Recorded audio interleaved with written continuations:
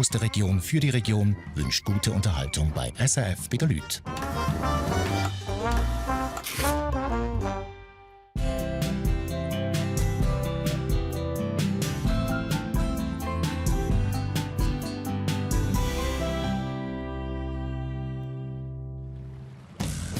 Die Familie Grundlehner hat alles aufgegeben in der Schweiz, um ein paar Jahre um die Welt zu segeln. Und endlich geht's los. Für mich bedeutet das immer mehr Freiheit. Es kommt ja aber anders als erwartet. In Kanada macht die Familie Schild Ferien mit dem Wohnmobil. Ihre Pläne gehen nicht immer auf. Wir sind jetzt nahe bei den Bären. Wir müssen es verschieben. Auf morgen. Ja, wir sind schon ein bisschen enttäuscht. Die Familie Kech arbeitet den ganzen Sommer durch auf dem Campingplatz zu Pontresina. Für die beiden Kinder gibt es aber gleich noch Sommerferien. Ich mag jetzt wirklich die Woche gönnen, dass sie mal noch mit Kollegen unterwegs sein können. Ein Sommer, 3 Familien und 3 Abenteuer. Das ist Familiensache Ferienzeit.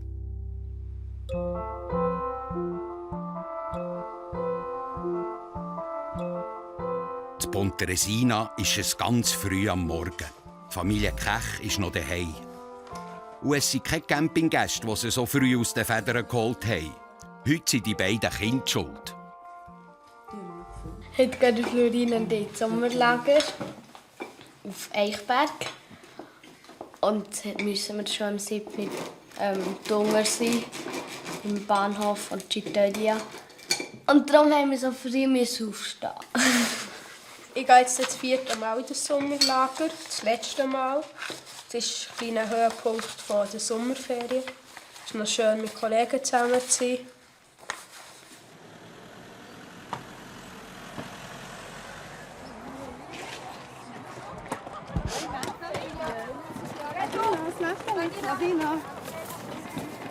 Ich habe 2 Gepäckstücke. Merci.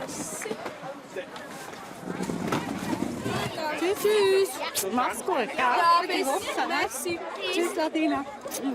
Gute Woche. Ich liebe dir aber, ja. Gleich wie im Papa. Tschüss, viel Spaß. Ja.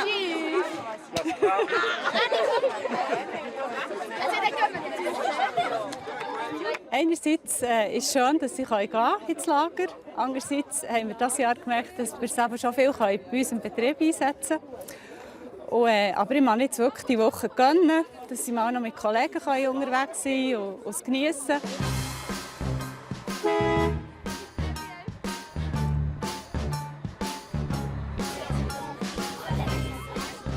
In diesem Sommerlager sind fast 50 Kinder von der 3. bis zur 7. Klasse dabei. Man freut sich am meisten im Lager, dass man ein bisschen mit den Kollegen abhängen kann. In der Ferien macht man halt nicht so viel zusammen und das ist halt so wie ein Treffpunkt.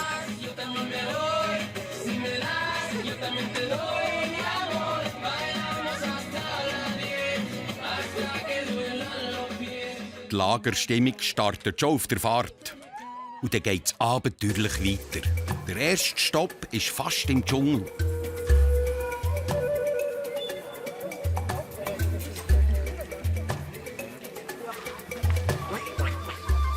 In einem Tierpark. Und zwar auf dem Affenberg Salem, Süddeutschland.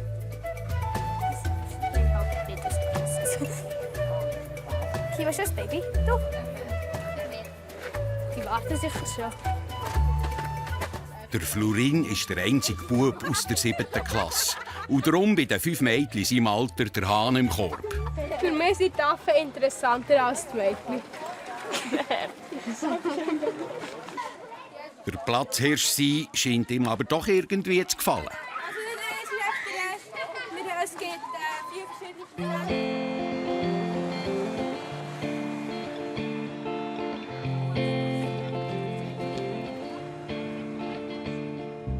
Das Sommerlager ist zum ersten Mal zu Eichberg im St. Galler Rheintal. Vom Pool hat niemand etwas gewusst. Der muss natürlich als erstes gerade ausprobiert werden. 1, 2, 3.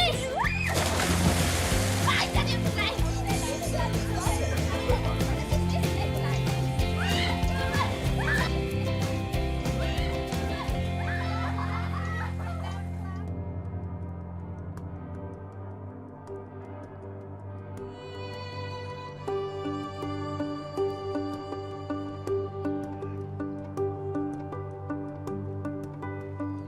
Im Norden von Deutschland, in Lübeck auf der Werft. Der Christian und Jessica Grundlehner wollen heute zusammen mit der kleinen Amira endlich lossegeln. Wir sind immer noch unten, oder? Ja, ich muss dann schauen halt. Die allerletzten Sachen packen sie noch aufs Boot. Die Vorfreude ist natürlich riesig jetzt schon. Das ist schon seit gestern Abend. Ja, weil das ist eigentlich das, was wir jetzt eigentlich wollen. Und nicht 5 Wochen noch rüppeln wie die Wahnsinnigen, sondern wir wollten eigentlich segeln und nicht noch so lange arbeiten. Aber jetzt haben wir es nicht geschafft.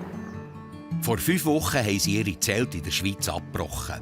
Was sie nicht wissen, ganz in der Nähe hier in Lübeck sind die Eltern von der Jessica, der Felix und Hedi Stähli. Sie überraschen die Seglerfamilie am Tag von ihrer Abfahrt. Sicher werden sie erstaunt sein, dass wir jetzt da sind, weil wir uns nicht angekündigt haben. Aber ich denke, sie schätzen das, dass wir da sind. Für mich ist es, um ihnen zu zeigen, dass wir voll auch dahinter stehen, was sie machen. Auch die Eltern von Christian, die Cornelia und der Hans-Jörg Grundlehner wollen sich noch mal richtig verabschieden von ihren Liebsten.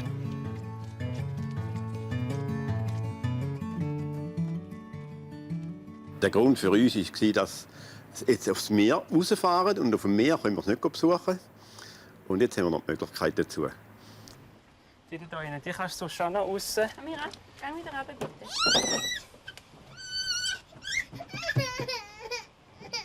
Was auch da? Ja, die kannst du auch noch rein.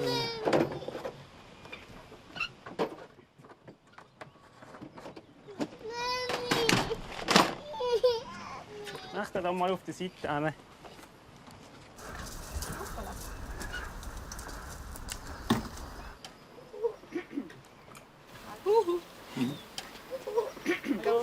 Hoi! Ja, hallo! Bin ich da?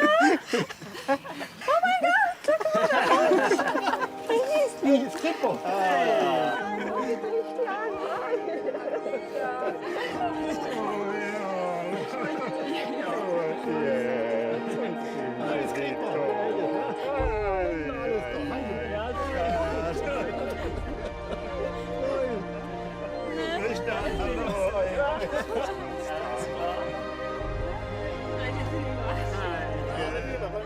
Die Freude, die Eltern vor der Abfahrt doch noch mal zu sehen, ist gross. Das bedeutet mir sehr viel, weil das zeigt einfach, dass die Familie Zusammenhalt noch da ist. Auch wenn man weiter auseinander ist. Die Familie bricht nie auseinander. Ja, ein bisschen überrumpelt. Aber es ist eine Überraschung natürlich, ja. Mega leise. Wenn wir rufen, Großmama, wir streiten nicht. Ja, das ist etwas malen. Die Amira sieht heute ihre Grosseltern zum letzten Mal. Für eine lange Zeit. Für mich ist es mega schön, dass ich sie jetzt noch mal sehen darf. Es ist einfach dann... Ja, für mich auch. Ja, für dich auch. Ja, ja. Gell, das ist schön, dass wir dich noch mal sehen. Gell? Es ist ja, einfach noch ein Puzzleteil, das sonst gefehlt hat. Weil es ist von die Hause, das gegangen sind, ist es so ein bisschen abstrakt gewesen. Und da ist es jetzt einfach. So ist es. Viel Zeit bleibt nicht. Schon ist der Moment vom Abschied da.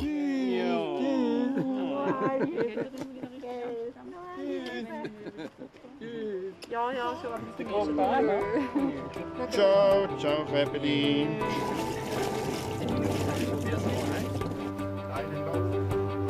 Achtung, los, sagen wir. Achtung, los. Ja, bei der Fähre. Waffen lösen.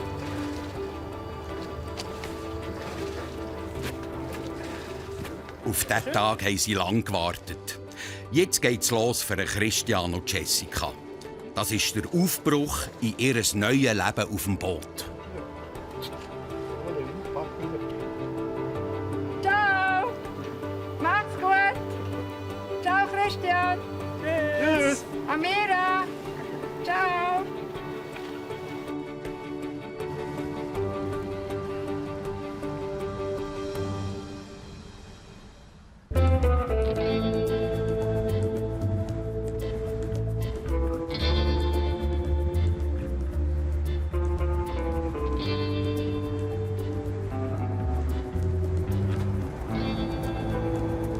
Die Familie Schild ist mit dem Wohnmobil unterwegs, in Kanada.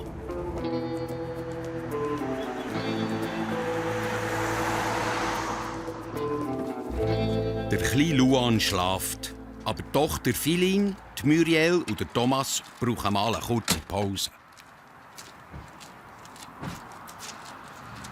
Gell, Mama? Sind wir um 4 Uhr? Nein, einfach einen Break. Nein, am 4. Aha. Und nachher haben wir dann wieder einen neuen Campingplatz, wo ich eben noch nicht genau weiss, wo der ist, aber das werden wir auch noch herausfinden. Hey, der ist reserviert, wir haben Ja, eben, es ist so. Es ist reserviert, es ist gezahlt, es geht jetzt mehr einfach darum, dass wir ihn noch finden. Die Idee für heute Abend ist, endlich mal das Feuer anzuwerfen. Philin ist total... Wann können wir grillen? Und ja, dann haben wir also richtig kanadisch Campingabend mit Grillen, Marshmallow grillen und so ein riesen bisschen Fleisch haben wir gekauft. Wollen wir das mal testen? Und dann geht es auch schon weiter. Durch die Wälder und die endlose Weite von Kanada.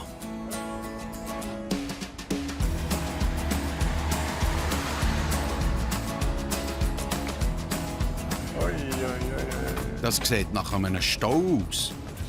Allerdings gibt es einen guten Grund dafür. Oh, schau dort oben. Mit Kleinen, ja, mit Baby. Komm, du musst schauen. Tatsächlich zeigen sich am Strassenrand Bären. Oh, ja.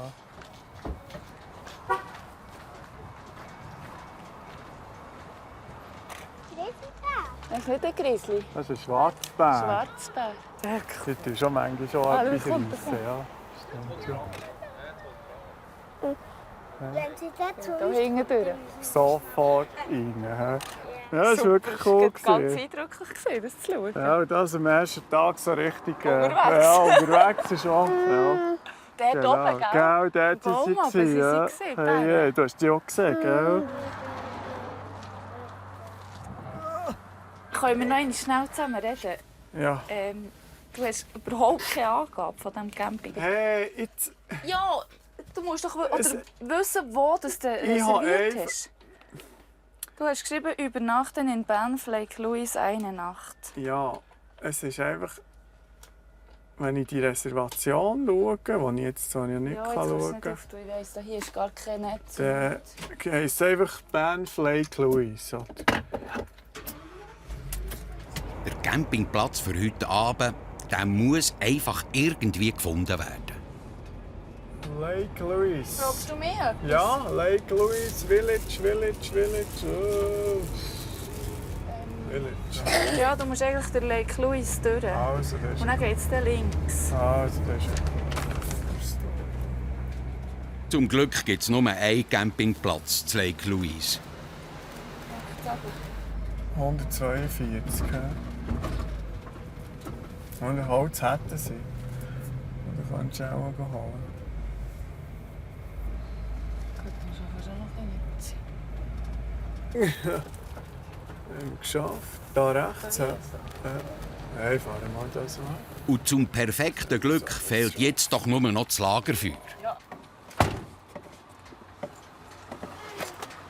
Die haben gesagt, gescheiter nicht draussen Barbecue machen. Wobei, da, jetzt, wenn wir über Dinge gefahren sind, auch ein bisschen am Feuer und am Grillen und machen für draussen. Eben, die Bären sind gekommen, müssen ein bisschen schauen. Also gute Nacht aufs WC. Ja, ich glaube, ich lande sein. Kein Feuerstelle, kein Holz, das ist ein Problem. Also, irgendwie müssen wir das zur Nacht machen, excuse. Wir haben einen Campingkoch. Ja, was willst du denn das Fleisch in der Pfanne braten? Ja.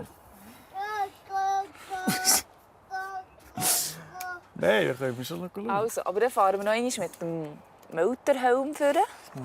Schauen und machen wir das. Offenbar hat es extra keine Feuerstelle auf ihrem Campingplatz. Und das aus einem guten Grund. Ja, mir ist leider nicht gestartet, auf unserem Campingplatz zu wieso? führen. Ja, eben, weil es auch zu weit hinten ist und sie dort keine Kontrolle haben. Also, sie hat einfach gesagt, es sei not allowed. Ja. Wir können kein Feuer machen.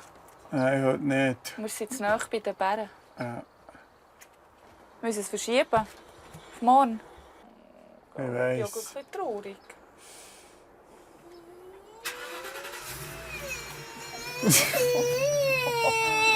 Lili. Du hast gefreut. Oh, das ist so.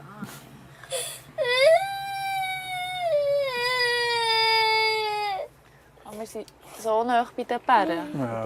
Wenn die dann das Fleisch schmecken auf dem Grill, dann kommen die auch einfach gerade. Ja, wir sind schon ein bisschen enttäuscht, dass wir nicht Feuer machen dürfen. Irgendetwas zu essen. Ja, ist schon also gegeben verhungern tun wir nicht. Hoffen wir doch schon, dass wir dann morgen ein Campground haben, wo wir dort dürfen feuern. Sonst, Ich glaube, wir sind wirklich jetzt da auch ein bisschen näher an den Bären. Vielleicht ist es schon gar nicht schlecht, wenn wir hier als Neulinge nicht Feuer machen und noch Fleisch drauf tun. Ja.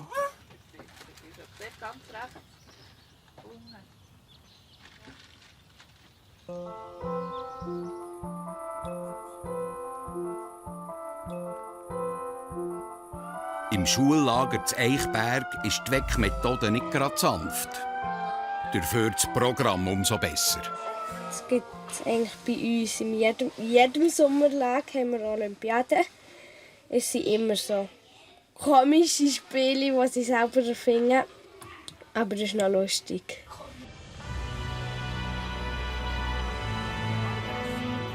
Die freiwilligen Leiter und Leiterinnen organisieren die Olympischen Spiele. Und der Start mit einem richtigen Einzug.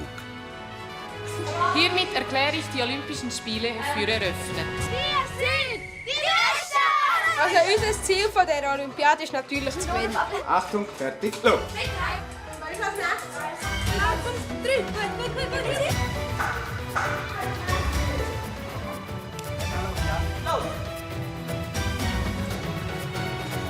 Ich bin eigentlich nicht so ehrgeizig. Ich nehme das meiste schon mit Spass.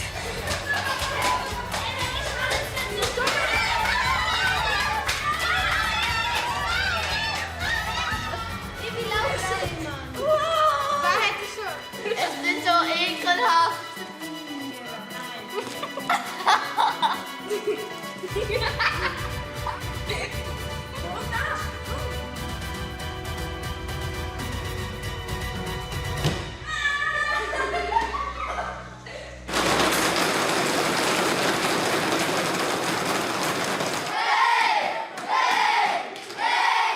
Jetzt wollen wir es wissen. Der erste Rang geht an die Gruppe Adina!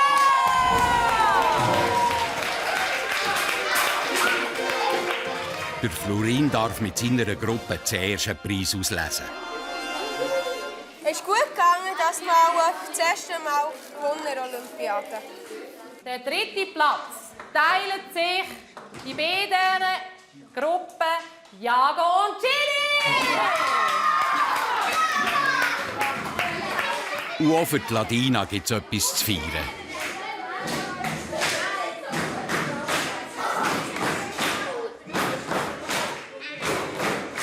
Ich bin noch nie auf dem Podest.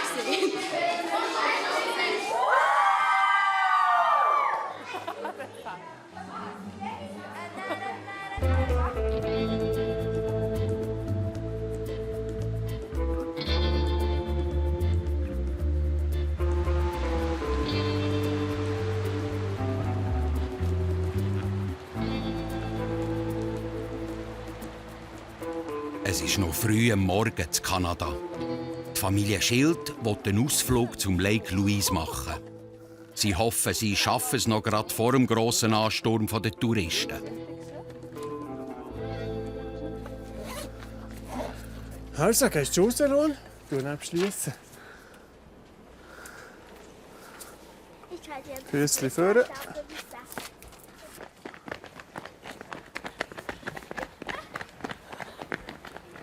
Ui, ui, schau mal. Achtung, gell. Hei.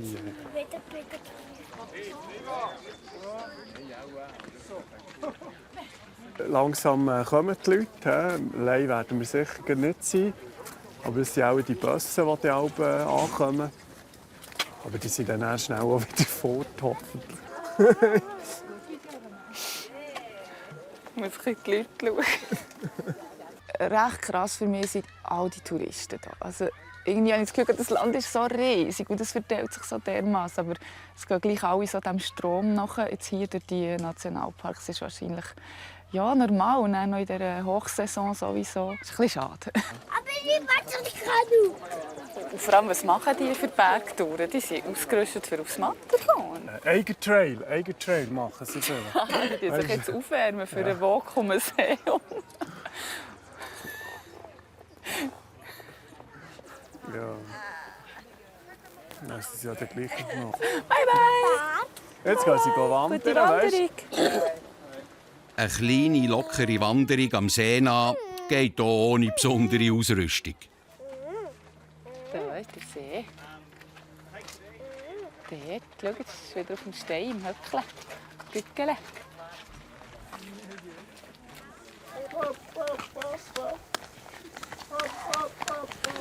Mein Fenster.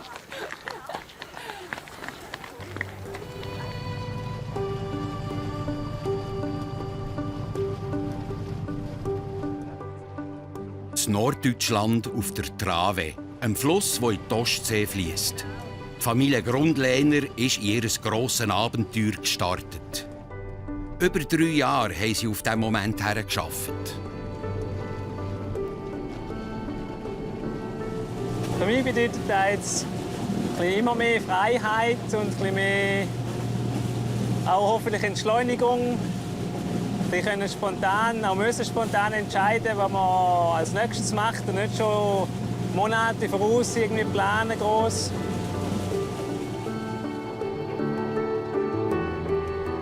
Wo muss ich nicht so durchfahren? Du fährst einfach geradeaus. Das erste grosse Etappenziel ist für Jessica gesetzt. Also schön wäre, wenn wir im Herbst auf den Kanaren sein oder auf den Azoren.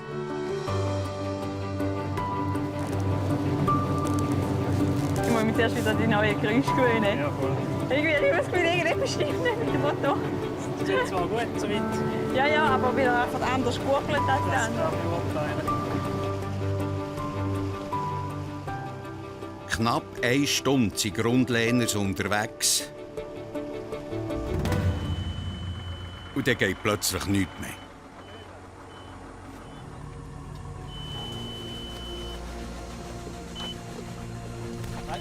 Ja, komm. Schaff's nicht. Der Motor hat abgestellt und will nicht mehr anspringen.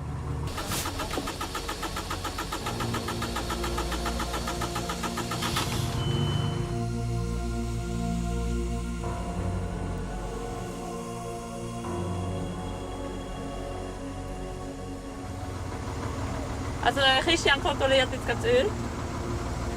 Ich habe das Gefühl, dass mit der Benzinzufuhr etwas nicht stimmt. Ja, vorne umgeschaltet. Ich bringe das ganz sicher nicht. Warte, ich hole da gerade den Hut, den blendet es nicht so. Ist gut? Ja? Ja, es schießt mich jetzt schon ein bisschen an, natürlich. Ja. Das ist ein Rückschlag. Ganz klar. Vor allem schade, dass wir es jetzt nicht beheben können. Ich bin gespannt, was wirklich die Ursache war und wie das passieren konnte. Ja, stopp. Ja. Der Motor macht keinen Wank mehr. Scheiße. Keine Ahnung. Wir müssen jetzt erst schauen, was das Problem ist. Zum Glück gibt es Hilfe. Ein anderes Boot schleppt der Christian und Jessica ab. So, festmachen. Jetzt kannst du ziehen. Also der einfachere Weg ist zurück nach Schwadron zu fahren. Du entscheidest das. Ja, ist einfacher. Bitter. Nach nur 10 Kilometern geht es wieder zurück an den Ausgangspunkt auf Lübeck. Ja, aber ich muss mich natürlich auch nicht zusammenreißen wegen der Mira. Wenn ich jetzt mich da voll gehen lasse, meine Gefühle rauslasse, dann macht sie natürlich mit, oder? Und sie ist selber schon ein bisschen nervös und so. Hey, Schatzi. Ich kümmere mich nachher gerade um dich, gell? Genau, mir. Gell? Auch die Tochter Amira spürt den Stress den Eltern und lässt ihren Frust am eigenen Nuki aus. Amira? Aber heute gibt es keine Nuki mehr. Nicht zum Schlafen, nicht zum Tag. Hast du das verstanden?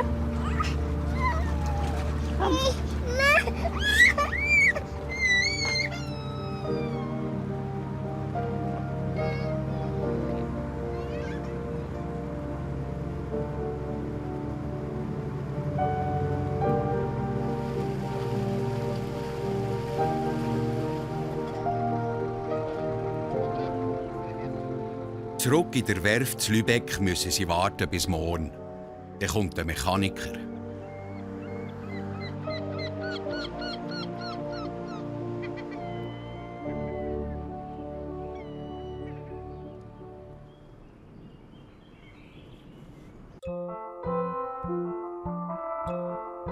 Man könnte meinen, das sei in Kanada. Das ist aber der Campingplatz Morteratsch zu Pontresina. Der Peter und Katrin Kech sind am Arbeiten, ohne die Hilfe von ihren Kindern. Braucht ihr noch Briefmarken? Ja, es geht Handy, ja. Ah, oder so? Ja, oh, ja, ist gut. Hallo Marina. Super, bist du weg? Ja, tipptopp. Also, perfekt. Komm, weil das Wetter nicht so gut ist, gehen wir gescheiter jetzt schnell hoch und dann warten wir oben statt hier unten. Der Peter hat noch einen Nebenjob. Wenn das Wetter gut ist und er Gäste hat, die das wünschen, dann bietet er noch Gleitschirmflüge an.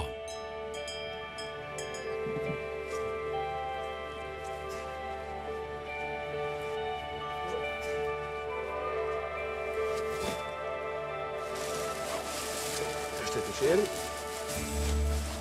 Das sind eigentlich 3 Jobs, die ich habe. Morgen Campingplatz, über den Mittag fliegen und nachher am Nachmittag noch einmal Campingplatz. Das andere ist mehr ein Familie. Dort stellt es etwas an. Weil die Mittagspause die wäre natürlich auch könnte auch Familienleben sein. Und die Kinder kommen zwischendurch ein bisschen zu kurz. Heute will die 16-jährige Marina mit dem Peter in die Luft. Ihre Mutter, Cornelia Hanig, ist allerdings eher skeptisch. Ich hatte wirklich 3 Bekannte, die Abstürze hatten und die eine nur noch die Hände nachher bewegen und darum habe ich auch lange wirklich eigentlich gebremst. Ja. Es ist halt schon nicht ganz ungefährlich, trotz allem, denke ich. Nervosität ist noch okay. Aber ich habe dann das Gefühl, so da, wenn wir bergab rennen, kommt es dann schon ein bisschen. Und schön. So, jetzt gehen wir so schnell das kann. Mach wieder weiter. Juhu! Super! Okay, ist gut. Perfekter Start. Zuerst hat es dort gut gelüpft. Und dann sind wir ein bisschen durchgesädert.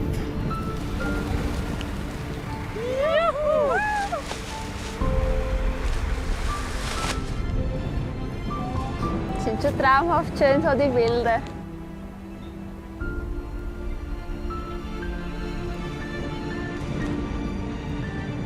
Also ich verstehe dich, dass du es gerne machst. Ja. Juhu!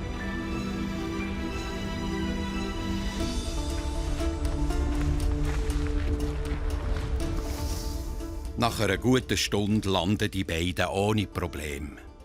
Gut geflogen, Mädel. Cool. Du bist robust wie verrückt. Also diese Spirale, ich kann dir noch sagen, aber das ist wahrscheinlich... Das irgendwie bei 3,5 G haben wir vermutlich dort hier vorhin am Schluss. Ja, das wird dann, eben vielen Leuten wird es dort schlecht. Ja. Unglaublich. Also einmalig, super schön. Also traumhaft schön gewesen. Schau nach oben. Das Kloster.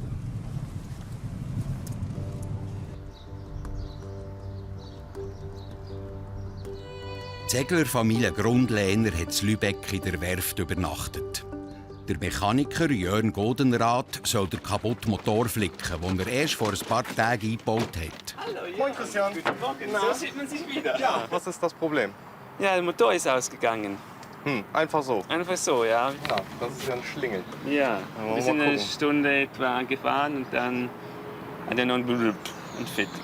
Dann schauen wir mal.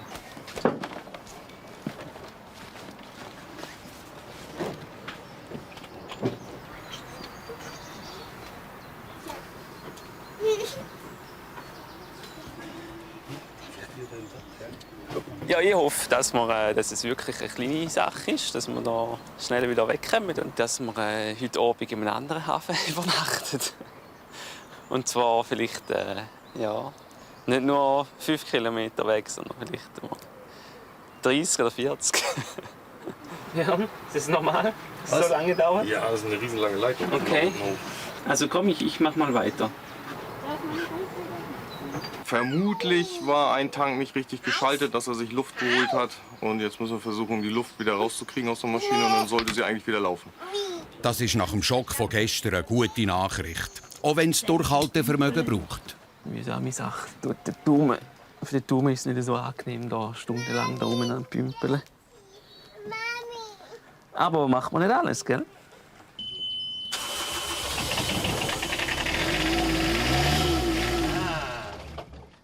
Ein bisschen Luft hat er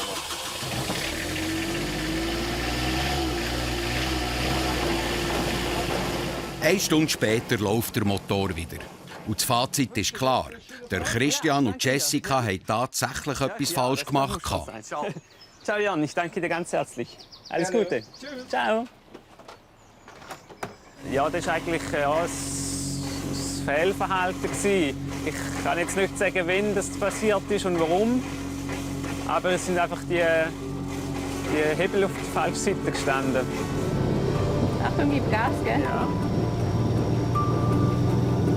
So, ist das mal gut? Ja, lass mal so.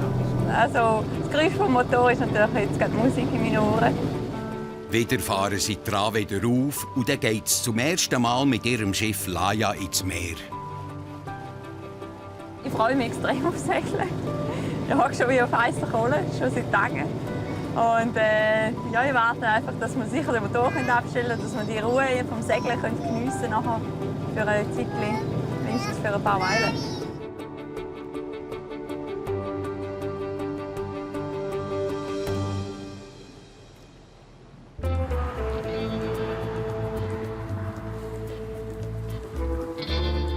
In Kanada fährt die Familie Schild auf einen neuen Campingplatz.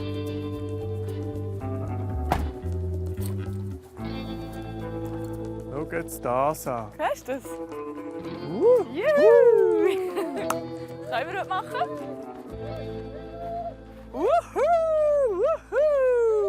Wir haben sogar eine Permission gekauft. Wir haben gezahlt, dass wir ein Feuer machen dürfen. Nach dem gestrigen Frust ist jetzt die Vorfreude auf einen Grillabend, aber auch der Druck auf einen Grillmeister umso grösser. Was ist das?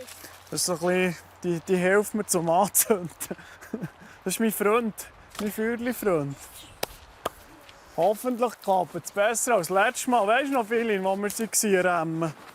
Ja. Das war gar nichts, gell? Ja. Weißt du, ich war aber nicht so im blauen Ring. So. Ich bin nicht so der Chef da.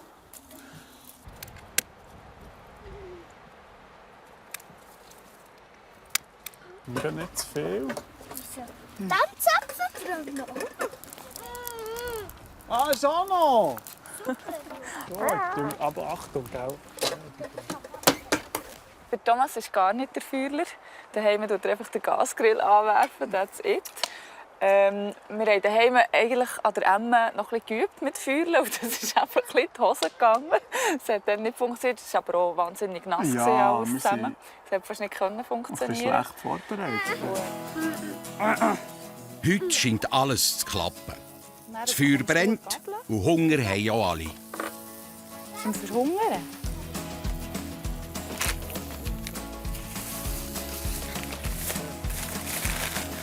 Dann Mem, gell? Das ist klar. Was sitzen? Du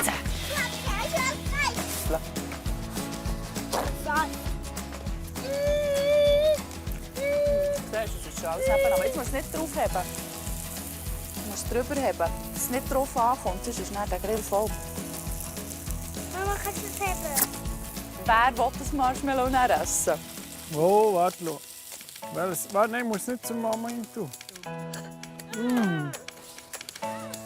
Mama, lass. Was grillt?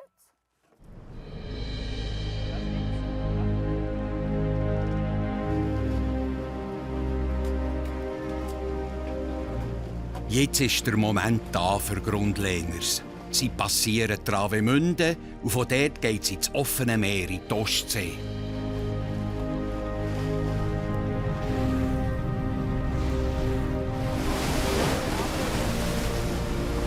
Also denn. Hast du Autopilot rein? Nein. Der Christian und Jessica haben beide den Hochseeschein für Segelschiff. Das letzte Mal gesegelt sind sie aber vor über einem halben Jahr. Und jetzt Minus, hä? Nein, jetzt musst du Schluss. Sollen wir mal aufmachen? Ja, mach mal auf. Kannst du mir mal noch geschwind überlegen lassen, bevor wir rausziehen? Ja, klar. Was ist das Problem? Ja, warte, ich muss geschwind den Ablauf durchgehen. Wenn es da oben ist, lösen wir die, gell? Musst du Wände fahren und immer den richtigen Ding das Grosse ziehen? Klar, so Wände. Mit diesem starken Wind haben sie nicht gerechnet. Siehst du? Ja. Kommt's gut? Nein.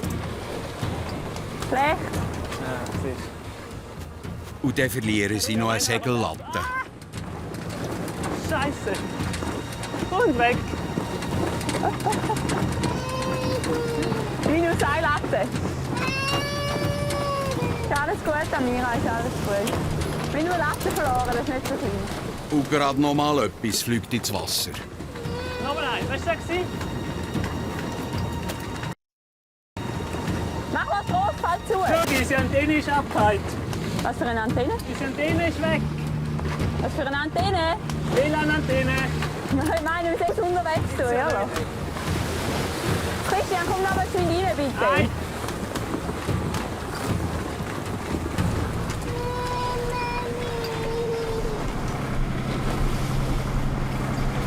So, das ist das erste Mal. Ein bisschen chaotischer Schum. Ein harziger Start für die Seglerfamilie Grundlehner. 4 Stunden später kommen sie doch noch heim im ersten Hafen von ihrer Reise, in Neustadt.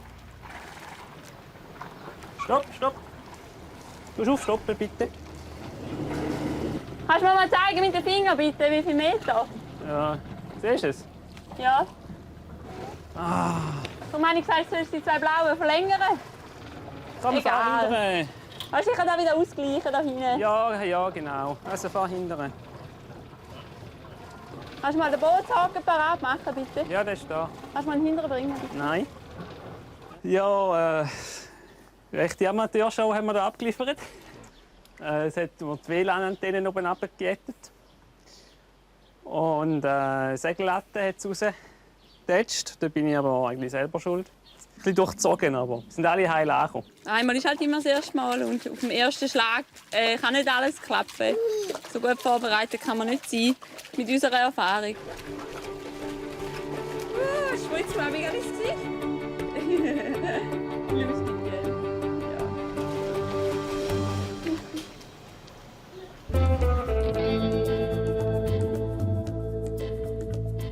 In Kanada auf dem Campingplatz ist es Zeit, um die Kinder ins Bett zu bringen. Wir schruppen oben, wir schruppen links und rechts und Schubidu. Augentröpfchen. Schnell drehen, die Arme runterdrücken. Der Luan hat entzündete Augen und bekommt darum Tröpfchen. Oh, du schnaufen. Schnuff! Hey, du schnaufen, hey! Das ist blau.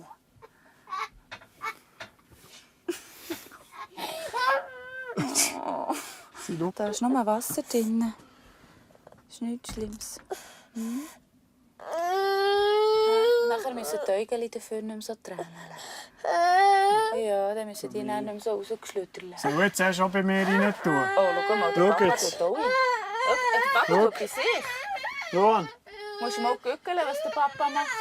Luan. Dann mal schauen. Ja, ich sehe es aber gar nicht mehr. Hä? Tu ich auch rein? Braucht er nicht alles. Hä? Tu ich rein. Ja, der hat aber die Arme.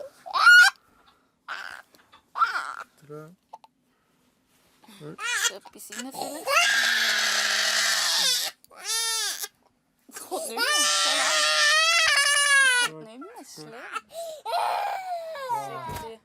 Nein. Das ist gut. Das hat genug drin. Ja, ist gut.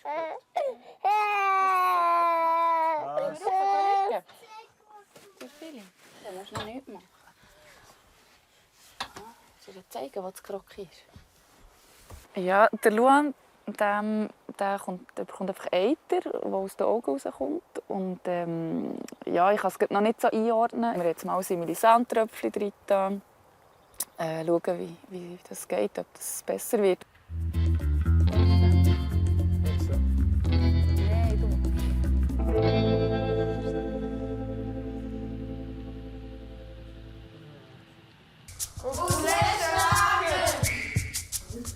Mitten in der Nacht, 1:30 im Sommerlager. Der Florin hat mit seinen Kameradinnen eine spezielle Mission. Die Ältesten planen am Schluss immer eine Überraschung. Das Mal wollen sie alle aus dem Tiefschlaf holen. Von meiner Schwester erwarte ich, dass sie als erstes ein bisschen aggressiv könnte sein.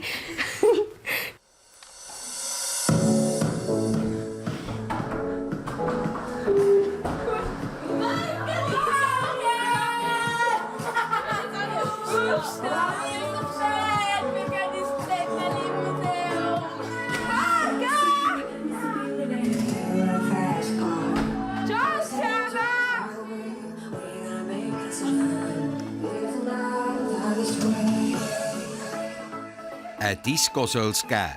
Eine Pyjama-Party mitten in der Nacht.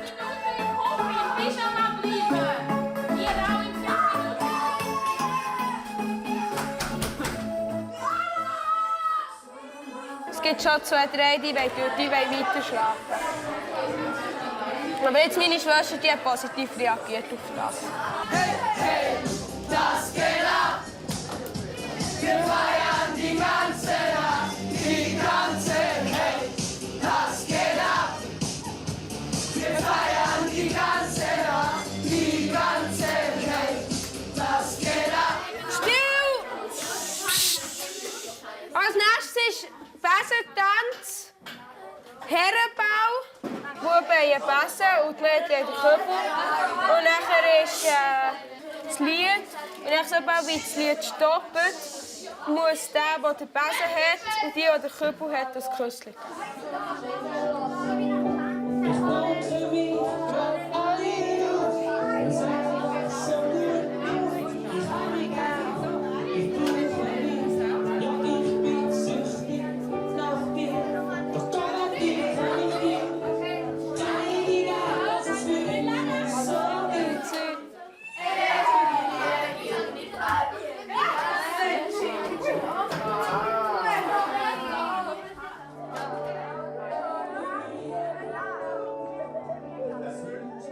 Das nächste Mal bei Familiensache Ferienzeit. Wohnmobil AD. Jetzt macht sich Familie Schild schön. Das ist jetzt heute einfach noch der krönende Schlusspunkt sozusagen. Es geht an die Hochzeit von Thomas, seinem Cousin. Die Sommerferien sind vorbei. Die Kinder von Kechs müssen wieder in die Schule.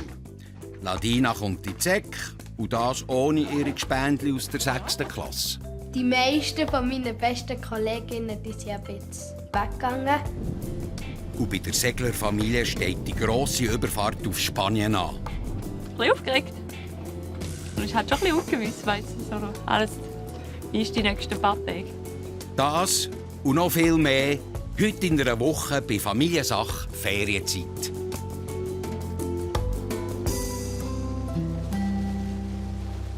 Sie sahen SRF bei der Lüt mit «Aus der Region für die Region», dem Mikrolabel für regionale Produkte.